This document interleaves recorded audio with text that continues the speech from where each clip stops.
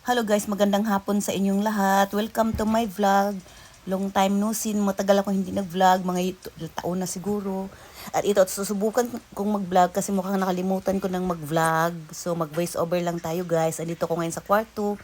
Naghiga-higa, labas ako ngayon guys. Kasi ngayon daw guys, dito sa Japan, may darating na bagyo dito sa may Kyushu, sa Fukuoka guys. May darating na bagyo mamayang gabi, mag-umpisa hanggang bukas, malakas na bagyo guys. Kaya ang mga Hapon dito, mga taong mga Japanese ay nagpa-panic buying. Pero ako guys, nagpanic lang kami. Wala kami ibabay. Ito yung beranda namin guys. O diba, ang luwang ng beranda namin, ayan. Alam nyo guys, tingnan nyo. Hindi, sa harap nyan, yan. May bundok yan guys, na napakataas na bundok. Hindi siya makikita dahil nga umuulan, diba? O ito yung beranda namin, tingnan nyo, diba? So yan, nag-try lang naman ako mag-vlog. So pinapakita ko niya yung dito, ang aming simpleng tirahan. Ayan, so ganyan. Naisipan kong lumabas muna, ipapakita ko sa inyo ang labas ng bahay namin. Nakakabit siya guys kasi ang lakas ng hangin. Kaya ginanyan namin yan, pinawit. Kasi ang lakas talaga ng hangin. Ngayon, bubuksan natin. Pakita ko sa inyo doon sa labas. So ayan, ang labas. Malakas ang ulanan guys.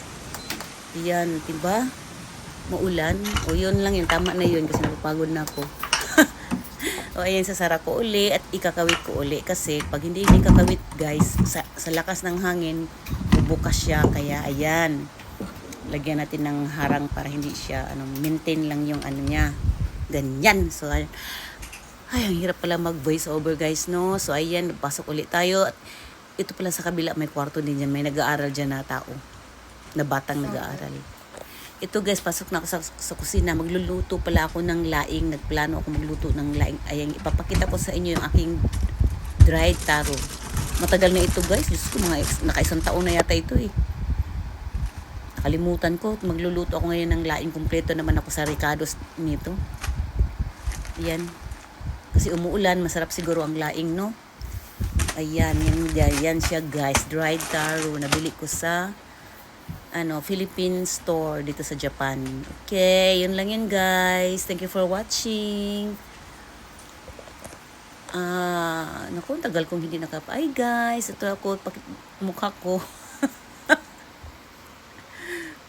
Habang tumatagal guys, tumatanda na tayo guys. So ayan, pagpasensyahan nyo na, trip ko talaga mag-vlog ngayon. O ayan, hihiga-higa muna ako guys kasi napagod ang lulan nyo. Nakalimutan kong patayin yung ilaw ng kusina. Magtipid tayo sa kuryente kaya maraming bayarin. Ayan. So ayan guys, tumatanda na ako. So ayan, higa muna ako kasi pagod na talaga ako. Napagod ang lulan nyo.